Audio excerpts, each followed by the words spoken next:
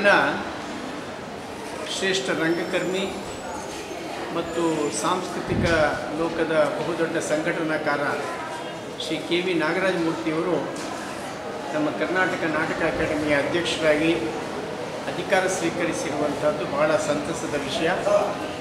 ಸನ್ಮಾನ್ಯ ನಾಗರಾಜ ಮೂರ್ತಿಯವರು ಕಳೆದ 5 ದಶಕಗಳಿಂದ ಅವರು ತಮ್ಮನ್ನು ತಾವೇ ಈ ಕಲಾ ಸೇವೆಗೆ, ಸಾಹಿತ್ಯ ಸೇವೆಗೆ, ಸಂಸ್ಕೃತಿ ಸೇವೆಗೆ ಅರ್ಪಿಸಿಕೊಂಡಿದ್ದಾರೆ.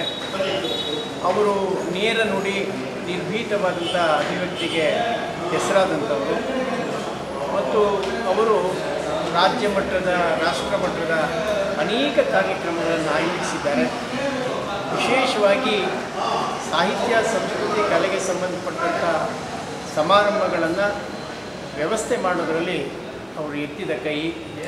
ಒಬ್ಬ ಸೃಜನಶೀಲ ಚಿಂತಕ, ಸದಾ ಚಟುವಟಿಕೆಯಿಂದ ಪಾದರಸದಂತೆ ಓಡಾಡ್ತಕ್ಕಂಥ ನಮ್ಮ ಗೆಳೆಯ ನಾಗರಾಜ ಮೂರ್ತಿಯವರು ಅಕಾಡೆಮಿ ಅಧ್ಯಕ್ಷರಾಗಿರುವಂಥದ್ದು ಒಂದು ಒಳ್ಳೆಯ ಬೆಳವಣಿಗೆ. ಅವರನ್ನು ಈ ಅಕಾಡೆಮಿ ಅಧ್ಯಕ್ಷರನ್ನು ನೇಮಿಸಿದ ಸರ್ಕಾರಕ್ಕೆ ಅಭಿನಂದನೆ ಸಲ್ಲಿಸ್ತೇನೆ. ಹಾಗೆ ನಾಗರಾಜ ಮೂರ್ತಿಯವರಿಗೂ ನನ್ನ ಪ್ರೀತಿಯ ಅಭಿನಂದನೆಗಳು. ನಮಸ್ಕಾರ.